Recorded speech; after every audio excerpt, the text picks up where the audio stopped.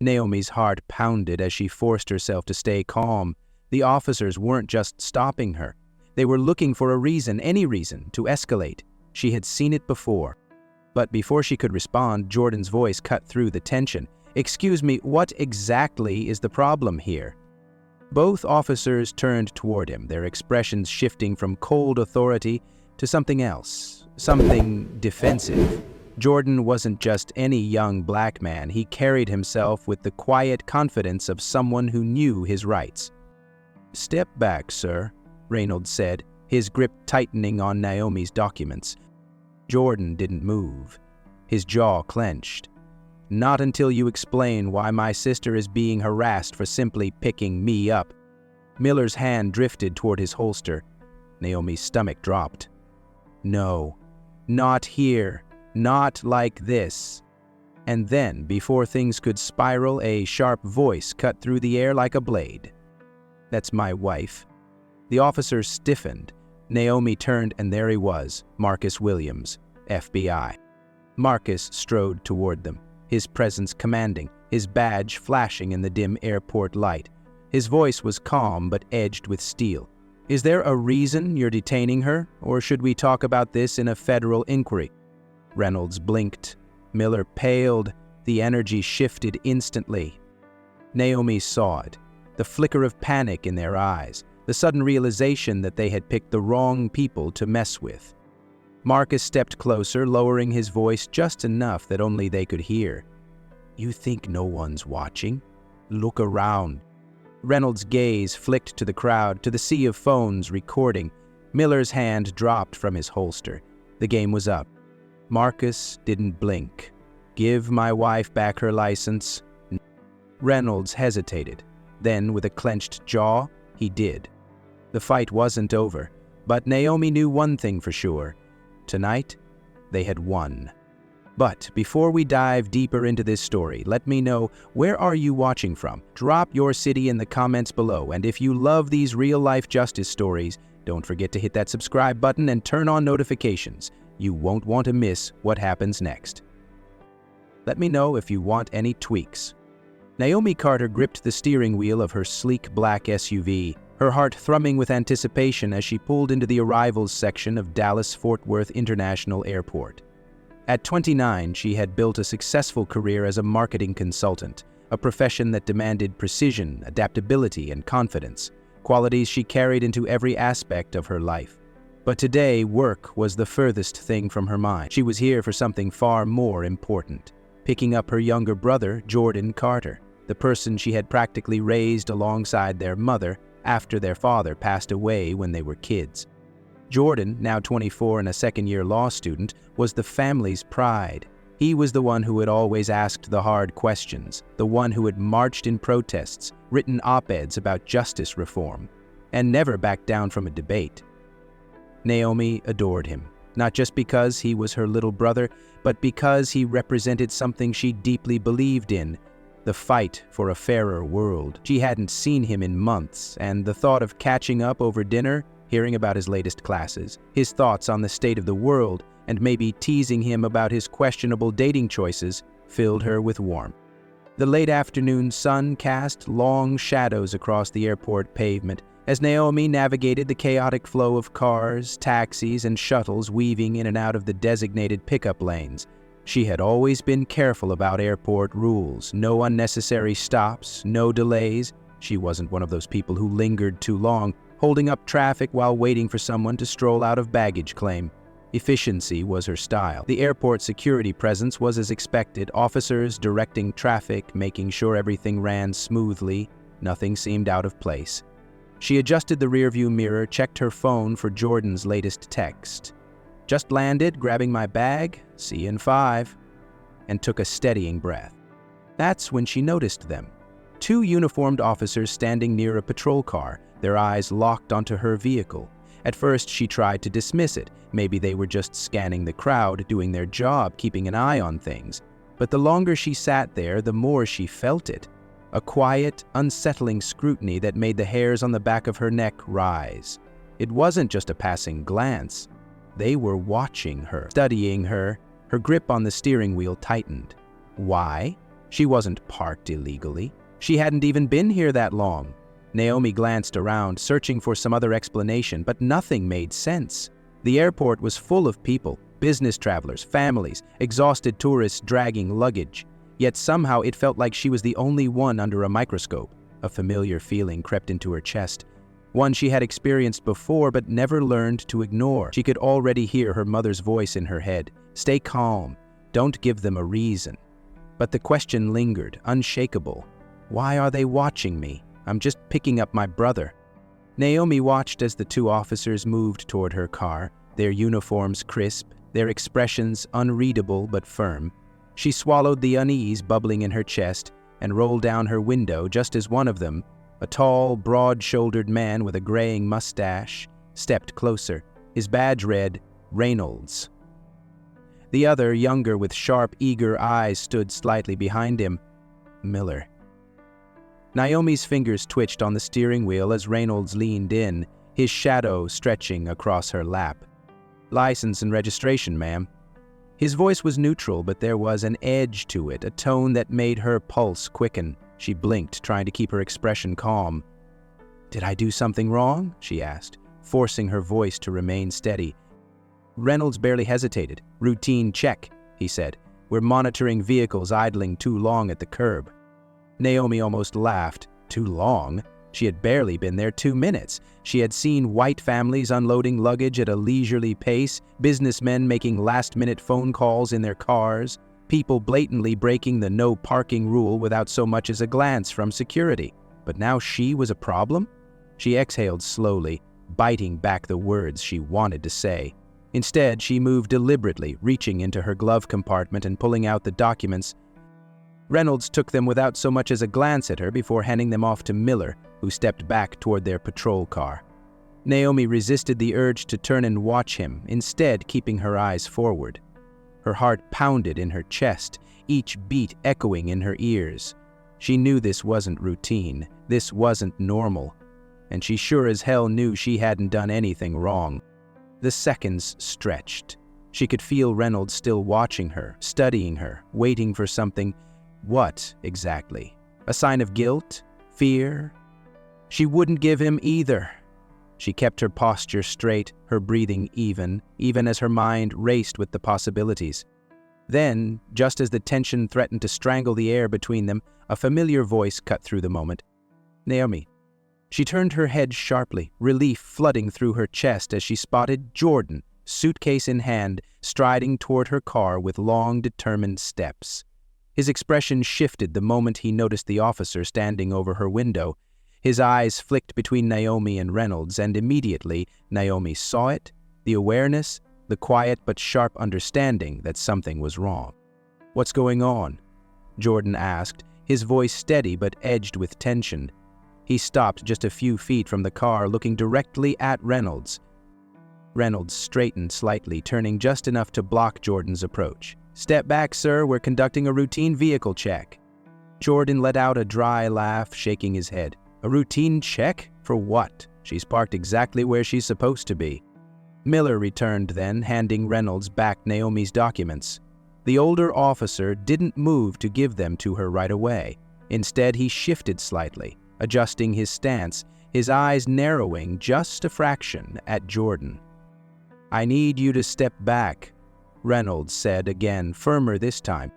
Jordan didn't move, his hands clenched at his sides, his jaw tightening. "You're stopping her for no reason." Miller, who had been silent until now, took a step forward. Naomi caught it immediately, the slight movement of his right hand, drifting toward his holster. Naomi's stomach dropped. She knew this moment. She had seen it play out in the news, read about it in tragic headlines, watched it unfold in gut-wrenching viral videos that never ended well. She could see the shift in Jordan, too, the way his shoulders squared, the way his breath came a little harder. He was angry, and rightfully so. But Naomi also knew anger wouldn't protect him. Her heart pounded as she forced her voice to cut through the rising tension. "Jordan, it's fine," she said quickly, turning toward him with every ounce of calm she could fake. "Just put your bag in the trunk." Her brother hesitated, his lips pressing into a thin line. He wasn't stupid. He knew what she was doing. But he also knew she was right. Miller's hand lingered on his holster a second longer before finally falling away. Naomi let out a breath she hadn't realized she was holding. Jordan clenched his jaw, exhaling sharply before yanking open the trunk and tossing his suitcase inside. He didn't slam it, but the restrained force behind the action spoke volumes. He walked stiffly toward the passenger side, eyes burning into the officers as he moved. Reynolds watched him, then finally handed Naomi back her license and registration. "Be on your way," he said, voice clipped. Naomi took the documents without a word. Her fingers trembled slightly as she shoved them back into her glove compartment, her breathing measured, controlled. She could feel Jordan's fury radiating beside her, his energy coiled tight like a spring about to snap. But she also felt something else, the weight of every time this had happened before. She didn't waste another second. She put the car in drive and pulled away from the curb. Naomi had barely gone a few yards when the sharp wail of sirens cut through the air behind her. Red and blue lights flooded her mirrors, casting an eerie glow against the setting sun. Her hands gripped the steering wheel so tightly that her knuckles turned white. Jordan let out a sharp breath beside her, his body tense as he turned to look behind them. "You've got to be kidding me," he muttered under his breath. Naomi swallowed hard, already knowing what was coming. She flicked on her hazard lights and carefully pulled over to the side of the busy airport roadway. Through the rearview mirror, she saw Reynolds and Miller stepping out of their patrol car with an air of forced authority. Pedestrians hurried past, oblivious to the brewing storm. Some glanced over, curiosity flickering across their faces before they quickly looked away. No one wanted to get involved. Naomi's chest tightened as she rolled down her window once more, her voice level but strained. "Officers, is there a problem?" Reynolds placed his hands on his belt, the stance of a man who had already made up his mind. "Your vehicle matches the description of a suspicious car seen circling the airport multiple times today. We need to ask you a few more questions." Naomi's stomach dropped. There it was, the excuse, the justification they had been waiting for. "That's ridiculous," Jordan shot back before Naomi could stop him. "A black woman in a black car? That's what makes it suspicious?" Miller's jaw tightened, but Naomi caught the faintest flicker of something in Reynolds' expression, an irritation that they had been called out so plainly. She forced herself to breathe, to keep her voice steady. "I just arrived 10 minutes ago. I haven't been circling anything. I drove straight here, parked for a minute, and picked up my brother. There's no way my car is the one you're looking for." Reynolds stared at her for a long moment before his lips curled slightly. "Then you won't mind if we take a look inside your vehicle?" A cold wave of anger surged through Naomi's veins, but she shoved it down. "Do you have a warrant?" Miller let out a short, humorless laugh, stepping forward. "You're at a major transportation hub, ma'am. You don't need a warrant for us to conduct a search under reasonable suspicion." Naomi's jaw locked. Reasonable suspicion of what exactly? Reynolds leaned in just enough to make his presence feel suffocating. "We can do this the easy way or the hard way, ma'am." Before Naomi could respond, before she could think of the next move, Miller reached for her door handle and yanked it open. Naomi jumped, her pulse slamming into overdrive as the rush of cool air hit her skin. Instinctively, she raised her hands, her breath coming fast. "You can't do that!" she snapped, her voice sharp but edged with a restrained panic. Jordan, in the passenger seat, was already reaching for his phone. His fingers fumbled for the camera as he lifted it toward Miller. "Oh, hell no! I'm recording this!" Reynolds turned toward him sharply. "Put that down unless you want to be detained too." Jordan froze. Naomi could feel the war raging in her brother's mind, the need to fight back against the injustice versus the very real fear of what might happen if he didn't. Slowly, reluctantly, he lowered the phone, his nostrils flaring. Naomi's heart pounded as she sat stiffly in her seat, her hands still raised slightly in a universal sign of compliance. "I need you to step out of the vehicle, ma'am," Miller ordered. She swallowed hard, glancing at Jordan, then back at Reynolds. "On what grounds?" Reynolds tilted his head, a smirk tugging at his lips. "Failure to comply." The power imbalance was suffocating, the unwritten rules of the situation as clear as day. If she argued too much, they'd escalate. If she stayed silent, they'd still do what they wanted. There was no winning. Her breath trembled as she reached for the seatbelt, her fingers shaking slightly as she unbuckled it. The fear in Jordan's eyes made her chest tighten, but she gave him the smallest nod. "It's okay, I got this." But deep down, she wasn't sure if that was true. Naomi stepped out of the car slowly, her every movement deliberate, controlled. Her pulse hammered in her ears, but she refused to let them see her fear. As soon as she was fully upright, Miller grabbed her wrist, his grip tight and impersonal.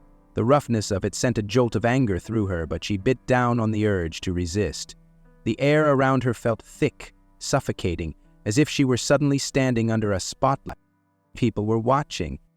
Across the sidewalk, travelers with rolling suitcases slowed their pace, their eyes flicking toward the scene. A man in a business suit hesitated mid-step, staring before quickly looking away. A mother with 2 children standing by the curb pulled them closer, shielding them as if the very presence of police meant danger. Naomi felt their stares like heat against her skin, the weight of 100 unspoken thoughts pressing down on her. A few feet away, an elderly white woman stood with her arms crossed, shaking her head. "They didn't even do anything," she muttered under her breath, her voice laced with disapproval. Naomi's gaze darted toward her, and for a split second she thought, maybe she'll say something. Maybe someone will step in. But no one did. A younger man in jeans and a hoodie pulled out his phone, tilting it slightly to capture the scene. Another woman nearby did the same, her fingers gripping the edges of her phone so tightly that her knuckles turned white. Naomi met her eyes for the briefest moment, seeing not just curiosity, but something else. Hesitation, as if she was weighing whether recording this was enough. Jordan shifted beside the car, his hands clenched at his sides, barely restraining himself from lunging forward. Naomi could feel the anger radiating off him, vibrating through the air like electricity. His entire life he had studied the law, learned how to navigate a system designed to work against him. But this moment? This wasn't in a textbook. This was real. This was happening. Miller's grip on Naomi's wrist tightened just a fraction as Reynolds stepped closer, his expression unreadable. "Ma'am, I need you to stay calm," he said, as if he were the reasonable one, as if he wasn't the one forcing this entire situation to spiral out of control. Naomi's throat tightened. This is how it happens, she realized. This is how innocent people get arrested. This is how they get hurt. She had seen it before on the news, in viral videos that made her stomach churn. A routine stop that turned into a death sentence. An uncooperative suspect who never made it home. A misunderstanding that ended with mourning families and a city in flames. And now she was in one of those stories. The noise of the airport faded, swallowed by the pounding of her own heartbeat. She looked at the people around her, all of them witnessing, recording, whispering, but none of them stopping it, because they knew what she knew. Even with all these eyes on them, it might not be enough. Naomi's breath felt thin, shallow, like she couldn't pull in enough air no matter how hard she tried. Her body was still, her face composed, but inside, a storm raged. Her mind flashed through every story she had ever heard, every name that had once been just a person going about their day before becoming a headline. Sandra Bland, Philando Castile, George Floyd. How many times had it started just like this? A so-called routine stop, a minor infraction that escalated, a misunderstanding that turned deadly. She had watched the footage, heard the cries, felt the raw grief through a screen, but now the fear was real, sitting heavy in her chest, coiling like a vice around her ribs.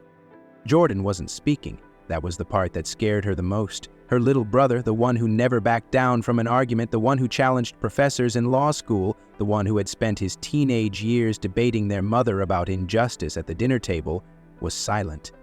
He stood beside the car, his hands clenched into fists at his sides, his breathing uneven. His usual fire was there, simmering beneath the surface, but it was dulled, swallowed by something else, not defiance, fear. His eyes flicked to her, searching, his mouth opening just slightly before shutting again. She knew what he wanted to say, what he wanted to do. She also knew he wouldn't, because he was too smart for that, because he had been taught like she had that, no matter how wrong this is, you do not give them a reason. She felt the officer's presence like a weight pressing against her skin. Reynolds had a smirk that he wasn't even trying to hide, a smugness that made her want to scream. Miller's hand still hovered near his holster, his stance rigid, a man who had already decided how this situation would end. The arrogance in their expressions was suffocating. They weren't worried, not even a little. They knew they could do whatever they wanted. Naomi's fingers twitched at her sides, and she realized she had been gripping her own wrist, pressing her nails into her palm hard enough to leave marks. She had to get control of herself. She had to keep her mind sharp. This wasn't just about her. Jordan was watching her, waiting for her lead. She forced herself to breathe, slowly, deliberately. She lowered her gaze just slightly, not in submission but in control, in calculation. She could not afford to react emotionally, not now. "Are we being detained?" she asked, her voice steady but firm. Reynolds tilted his head like he was amused by the question. "We're just making sure everything checks out." "How long does that take?" Jordan cut in, his voice sharp. Miller took a step closer. Naomi stiffened. Jordan did too. Reynolds sighed as if this was all such an inconvenience to him. "As long as it needs to." Naomi clenched her teeth. This is what they do. Stretch out the moment, make you sweat, make you question yourself, make you wonder if maybe you did something wrong, even when you know you didn't. Her mother's voice echoed in her head. "Keep your hands visible. Don't argue. Don't make any sudden movements." She swallowed. She could feel her heartbeat in her throat. "Ma'am," Reynolds continued, feigning politeness, "we're just making sure you're not a threat." The words hit her like a slap. Not a threat. A black woman standing beside her car waiting for her brother. That was all she had done. That was all it took for them to see her as a possible danger. She exhaled, slow and controlled, willing herself not to react. She would not let them see her anger. She would not let them twist this into something it wasn't. Her eyes flicked to Jordan. He was shaking, barely, but she saw it. His fists still clenched, his shoulders locked in place, his breathing too controlled. She had to end this. Now. "Am I free to go?" she asked, keeping her voice even. Reynolds let out a soft chuckle. "In a hurry?" Naomi ignored the bait. "Am I free to go?" she repeated. Reynolds held her gaze for a long, excruciating moment. Then, with a slow shake of his head, he said, "Not just yet." Her stomach sank. Miller turned slightly, lifting his radio. Naomi's heart lurched. She didn't know who he was calling, didn't know what he was saying, but she knew what it meant. They weren't done with her. Her mouth felt dry. The air felt heavier than before. Jordan shifted beside her. She could feel his rage bubbling up, barely held back, could almost hear the thoughts running through his mind. "They're trying to find a reason. They're trying to make something out of nothing." Naomi prayed, not in words, not in any structured way, but in feeling, in desperation, in sheer pleading. "Please don't let this get worse. Please don't let them push him too far. Please don't let them take this any further than they already have."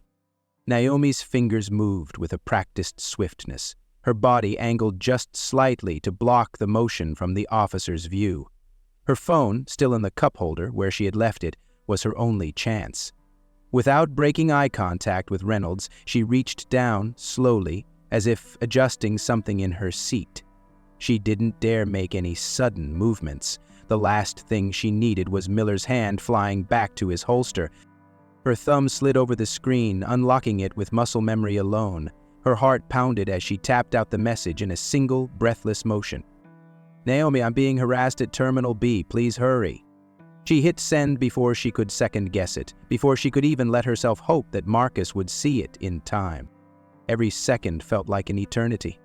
She slipped the phone back into the cup holder just as Miller's eyes flicked toward the car, his gaze sharp, assessing. Naomi forced herself to exhale, to lean ever so slightly against the side of the SUV like she had nothing to hide. Jordan hadn't moved. He was still standing rigid beside her, his breathing controlled but shallow. Naomi wanted to reach out, to grip his arm, to reassure him that they were going to be okay, but she didn't dare. She could feel her pulse in her ears. The waiting was unbearable. The traffic around them continued as if nothing was happening. People getting into their cars, taxis pulling in and out, airport personnel directing passengers. The normalcy of it all felt surreal, because for her, in this moment, everything was far from normal. She imagined Marcus's phone vibrating in his pocket. She pictured him seeing the message, reading it, the sharp focus that would take over his expression. She just needed him to get here before things got worse. Marcus's foot pressed hard against the gas pedal, weaving through the airport traffic with an urgency that bordered on reckless. His heart pounded in his chest, adrenaline coursing through his veins as his eyes darted between the road and his phone screen. Naomi's text was burned into his mind, each word fueling his fury. "I'm being harassed at Terminal B. Please, hurry." He didn't even remember grabbing his badge from the passenger seat, but his fingers clenched around it so tightly that his knuckles turned white. He had been in law enforcement long enough to know how quickly a situation like this could spiral. He had seen it happen to strangers. He had investigated cases just like this, but this was his wife. As soon as he reached Terminal B, he barely threw the car into park before he was out, slamming the door behind him and scanning the area. His eyes landed on Naomi immediately, standing stiffly next to her car, her expression composed but her posture screaming tension. Jordan was beside her, looking like a tightly coiled spring about to snap. And then, the officers. Marcus's jaw clenched as he strode forward, his presence slicing through the thick, suffocating air like a blade. Naomi saw him first, her eyes locking onto his, a flicker of relief breaking through the storm in her gaze. The officers noticed him a second later, and the shift in their demeanor was instant. He didn't stop walking until he was close enough to see the fine details of their uniforms, the smugness on their faces that wasn't quite as strong anymore. He planted himself firmly between them and Naomi, his stance solid, unmovable. His badge was in his hand before either of them could say a word. His voice was calm but sharp, edged with steel. "What's going on here, officers?" Reynolds stiffened, his smirk faltering. Miller's eyes darted down to the badge clipped to Marcus's belt, recognition flickering across his face. The silence stretched, just long enough to make it clear that they were recalibrating, rethinking their entire approach. Marcus let the silence hang for another second before tilting his head slightly, his voice dropping just a fraction lower. "I asked you a question." Miller swallowed. He was the first to speak, though his tone was nowhere near as confident as before. "Sir, we were conducting a routine vehicle check." Marcus's eyes narrowed. "Routine?" He turned, glancing at Naomi and Jordan before looking back at the officers. "So tell me, what exactly made her car worthy of this routine check?" Neither officer answered immediately. Marcus saw the hesitation, the way their brains were scrambling for an excuse that wouldn't dig them even deeper. He had seen that look before, in interrogation rooms, in precinct hallways, in men who had been caught in the middle of something they knew they couldn't justify. Reynolds cleared his throat. "We received a call about a suspicious vehicle matching this description." Marcus arched a brow, his expression unreadable but cutting. "Did you now?" His gaze flicked between them, cold and calculating. "And you confirmed this before you pulled them over? Or did you decide that a black woman in a black car was suspicious enough?" Reynolds' jaw tightened. Miller shifted uncomfortably, his posture not quite as rigid as before. Marcus exhaled, slow and deliberate. He took another step forward, just close enough that neither officer could ignore the way his presence completely overtook the situation. His voice never wavered. "You just illegally detained my wife. You threatened my brother-in-law, and from where I'm standing, you have zero probable cause to justify this stop." Neither of them spoke. Marcus's lips pressed into a thin line as he tilted his head toward the growing number of bystanders. The phone still recording, Now tell me, do you really want to keep going down this road?" Marcus took another step forward, his stance unwavering, his presence dominating the space between Naomi, Jordan, and the two officers. The tension in the air thickened, a slow, suffocating pressure that neither Reynolds nor Miller seemed prepared for. His voice remained controlled, deliberate, but there was an unmistakable razor's edge beneath it. "You just illegally detained my wife." The crowd murmured, a shift in energy rippling through the onlookers who had been frozen in silent observation. Some exchanged glances, others held up their phones a little higher, their expressions no longer just curious, but expectant. They could feel it, the power dynamic tipping, the officers realizing that they had made a mistake. Officer Miller swallowed hard, his confidence cracking as his eyes flicked between Marcus's badge and his face. "Sir, we were just following protocol." Marcus let out a short, humorless laugh. "That's a lie and you know it." Reynolds's jaw tightened, his attempt at looking unimpressed failing miserably. His hand was still resting on his belt, but there was hesitation now, an uncertainty that hadn't been there before. Miller shifted his weight, adjusting his stance as though he was suddenly very aware of how many people were watching. Marcus took another step forward, his body language completely in control while both officers seemed frozen in place. His voice dropped lower, more deliberate. "What was the suspicion, exactly? Because I've been in law enforcement a long time and I can tell you right now, you have nothing." Neither officer responded. Marcus continued, his tone steady but sharp enough to cut through steel. "No broken taillights. No erratic driving. No outstanding warrants. No reports of an actual crime. So tell me, Officer Reynolds, Officer Miller, what exactly made my wife's car suspicious?" Reynolds clenched his jaw, his nostrils flaring slightly. He knew there was no good answer. Miller's mouth opened as if to speak, but nothing came out. Marcus let the silence stretch just long enough for the weight of it to settle over them. The crowd had grown now, more people pausing to watch, some whispering among themselves, others keeping their eyes locked on the scene. The phones remained raised. Naomi, standing just behind Marcus, exhaled slowly. She could feel it, the way the balance of power had shifted the moment her husband arrived. This was what the officers hadn't counted on. They had been expecting someone powerless.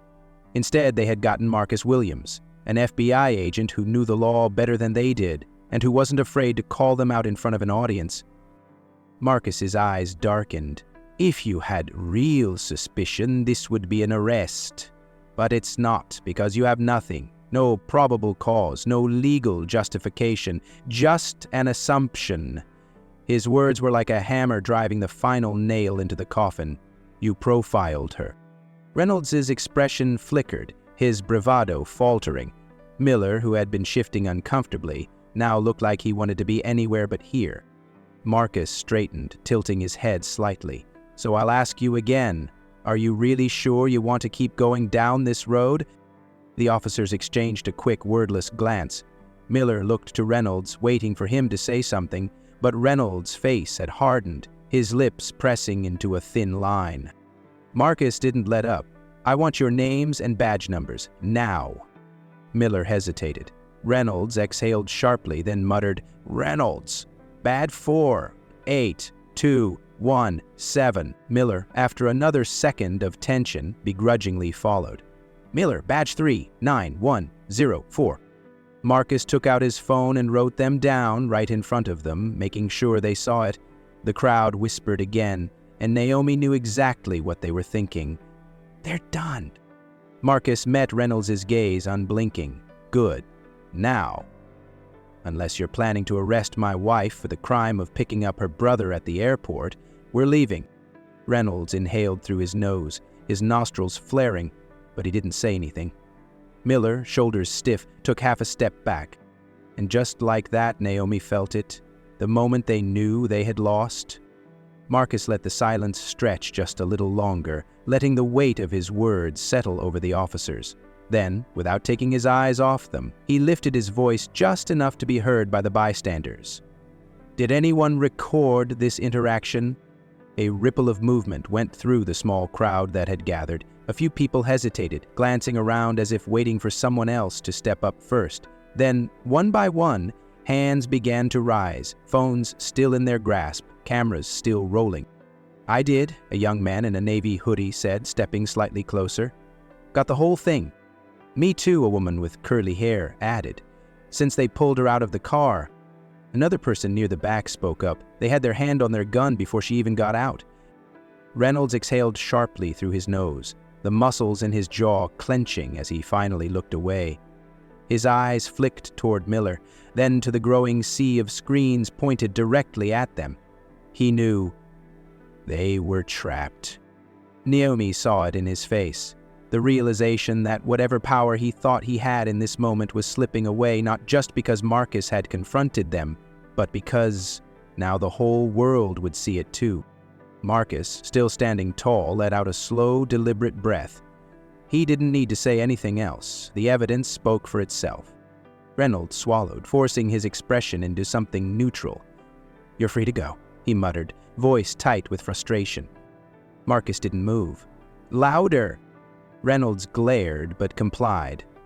"You're free to go." Marcus held his gaze for a beat longer, then finally turned to Naomi. "Get in the car." Naomi moved without hesitation, Jordan following close behind. As soon as they were both inside, Marcus took a slow step backward, his eyes still locked onto the two officers. Then, without another word, he turned and slid into the driver's seat of their SUV. As they pulled away, Naomi's hands trembled in her lap. Jordan exhaled a shaky breath beside her. Marcus drove in silence for a few moments before finally speaking, his voice still edged with controlled anger. "They picked the wrong damn people to mess with today." Naomi sat in the passenger seat, staring out the window as the city lights blurred past. Her hands were still clenched in her lap, her fingers stiff from how tightly she'd been gripping them. The weight of what had just happened pressed down on her chest, but underneath, the lingering fear something else burned. Rage. Jordan was still quiet in the back seat, his arms crossed, his jaw set like he was holding something back. Naomi could feel it, the same fire simmering inside him that was now boiling inside her. This wasn't something they could just let go. "We're filing a complaint," she said suddenly, her voice firm. Marcus didn't even glance over. He just nodded. "Already ahead of you." Jordan leaned forward slightly. "We can't just let them get away with this," he muttered, his voice tight with barely restrained frustration. "If we do, they'll do it again. To someone else. Someone who doesn't have a husband who can step in and shut it down." Naomi exhaled slowly. That was the part that kept gnawing at her. She had Marcus, she had witnesses, she had video evidence. But what about the people who didn't? How many times had Reynolds and Miller pulled someone over just like this, harassed them, threatened them, maybe even arrested them? And there had been no one there to stop it. Marcus took a sharp turn, pulling into the lot of the downtown police department. He shifted into park and turned to face them, his expression unreadable. "If you want to do this, we do it right. We don't just file a complaint, we make sure it goes on record, that it doesn't get lost in the system, and you need to be ready for them to push back." Naomi met his gaze, steel in her own. "I've been dealing with pushback my entire life." Marcus nodded once, then opened his door. Naomi and Jordan followed without hesitation. Inside, the precinct was cool and sterile, the fluorescent lights casting a harsh glow over the rows of desks. A receptionist behind a thick pane of glass looked up as they approached. "Can I help you?" Marcus pulled out his badge, laying it flat against the counter. "We need to file an official complaint against Officers Reynolds and Miller." The woman blinked, her demeanor shifting instantly. She glanced at the badge, then at Naomi and Jordan, then back to Marcus. "One moment." She picked up a phone, murmuring something into the receiver before motioning toward a door on the right. "Someone will take your statement in interview room 3. They were led down a hallway, the tension thick in the air. Naomi's pulse thrummed in her ears, but she forced herself to breathe through it. They weren't just here for themselves. They were here for every person these officers had done this to before, and every person they would have done it to next. They weren't backing down. Naomi sat on her couch, staring at the phone in her hand as the screen lit up with notification after notification. It had only been a few hours since they had filed the complaint, but the video was already spreading like wildfire. What had started as a few bystanders recording the incident had turned into a full-blown viral moment. Twitter, Instagram, Facebook, every platform was flooded with clips of her being pulled from the car, of Marcus confronting the officers, of Reynolds and Miller realizing they had lost control of the situation. The hashtags were trending. Just as for Naomi, profiling coaching at www.ttw.com. Know your rights. Jordan paced in front of her, his own phone buzzing just as frequently. "Look at this," he muttered, flipping his screen toward her. A major news outlet had just picked up the footage. They're already calling it a case of racial profiling. Naomi exhaled, rubbing her temples, because that's exactly what it was. Marcus stood near the window, arms crossed, watching the notifications roll in. His expression was unreadable, but Naomi knew that look controlled fury. He had seen things like this before, had worked cases that ended in the worst possible outcomes. He knew better than anyone how quickly these situations could turn deadly. "This is bigger than us now," he finally said, voice low but firm. "They can't sweep it under the rug anymore." He was right. The story had already made it to several national news sites. The video was being dissected by legal analysts, civil rights activists, and social justice advocates. People were angry, and as the outrage grew, so did something else. Other voices. Naomi's inbox was flooded. Messages from strangers, comments from people she had never met, all saying the same thing. "It happened to me too." Some of them were local, others were from across the country. Black men and women who had been stopped at airports, at gas stations, outside of their own homes, all because some officer decided they looked suspicious. Some had been let go with nothing but humiliation. Others had spent nights in jail for no reason other than the color of their skin. Naomi clenched her fists as she scrolled through the stories. "This isn't just about Reynolds and Miller," she said, voice tight with frustration.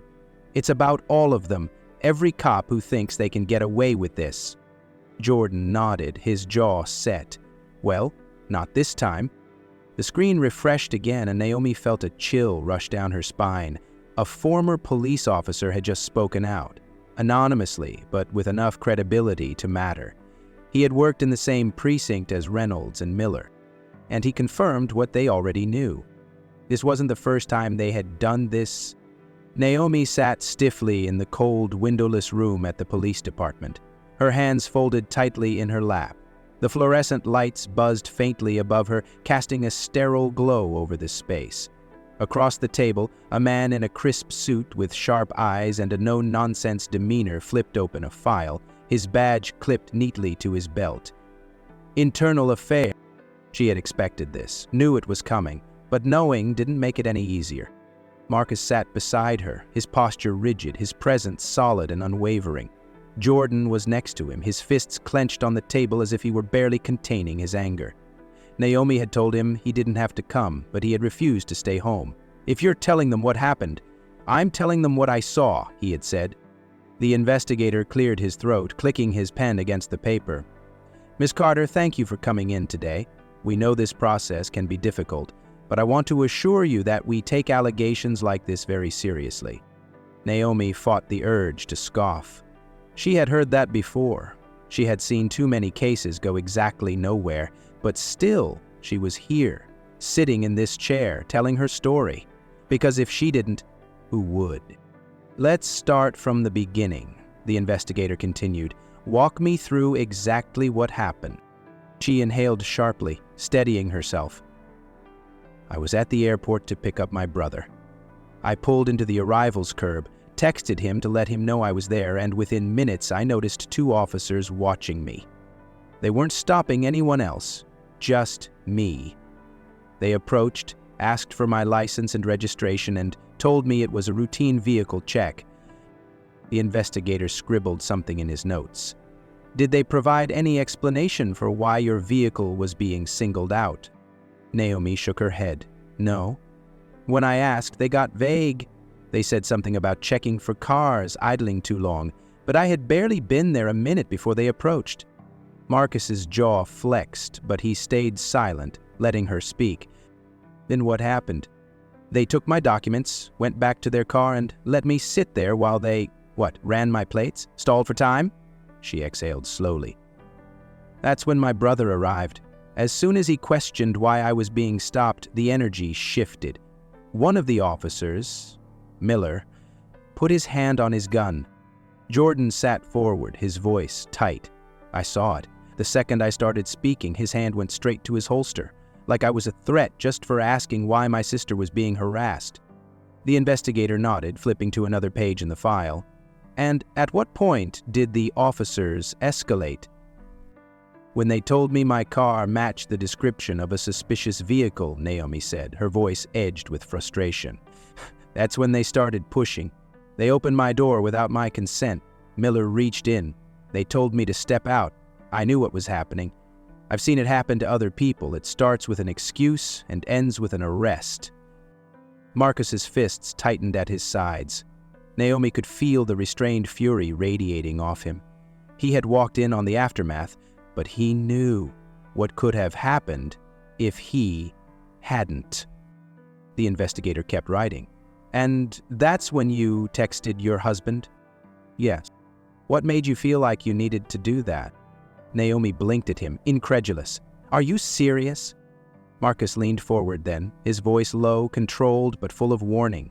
She texted me because she knew what was coming next, because she knew that without a witness, without someone with a badge and authority behind their name, she could have ended up in handcuffs, or worse. The investigator looked at him for a long moment before nodding. Understood. Naomi exhaled, the weight of reliving every moment sitting heavily on her chest. Miss Carter, the investigator said, his tone slightly softer now. We're gathering statements from other witnesses and reviewing body cam footage. But I want you to know, this complaint isn't the first we've received about these officers.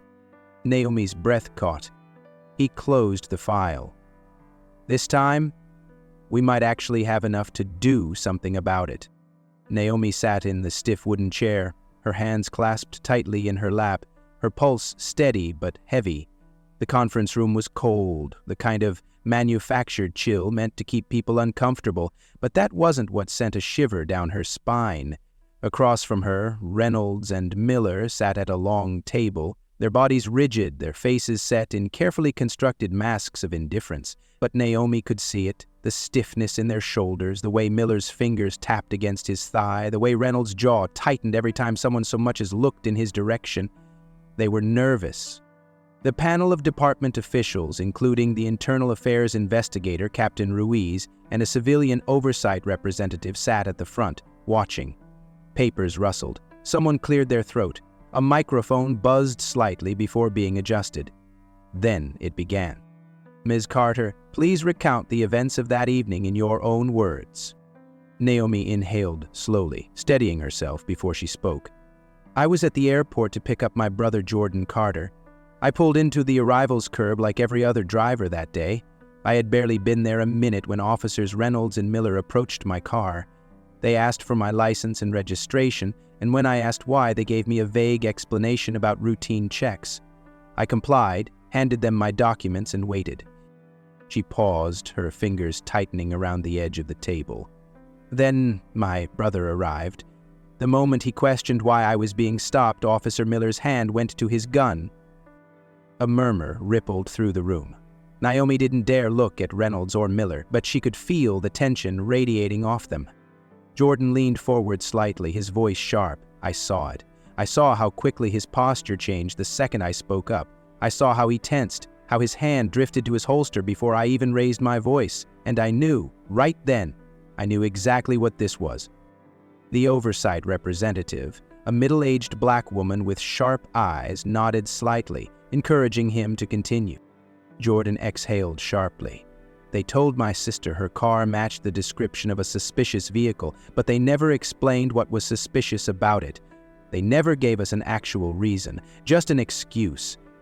Then Miller yanked open her door without permission, told her to step out. His voice hardened. And I've seen how that story ends. Naomi swallowed past the lump in her throat. "I was afraid," she admitted, her voice quieter now but no less firm.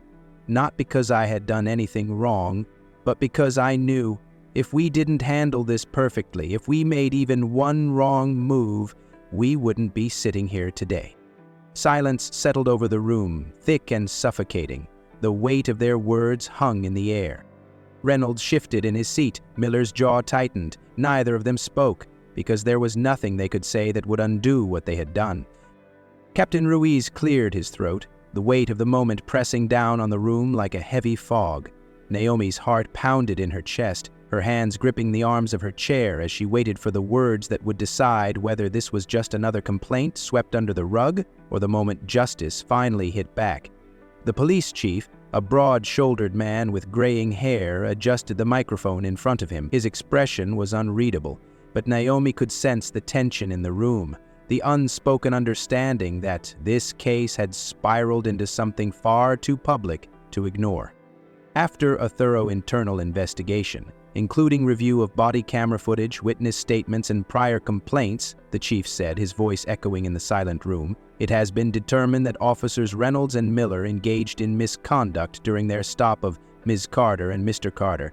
Their actions were not in accordance with department policies, and furthermore, this incident has brought to light a pattern of racial profiling in their policing practices. A ripple of murmurs moved through the room. Naomi clenched her jaw, her pulse quickening. A pattern, meaning they had done this before, meaning others had suffered through this same harassment. The chief exhaled, flipping to another page in the report in front of him. Effective immediately, Officers Reynolds and Miller are suspended pending termination. A full review will be conducted to determine whether further action, including legal proceedings, is warranted. Naomi barely heard the rest. The blood roared in her ears, a rush of emotions hitting her all at once.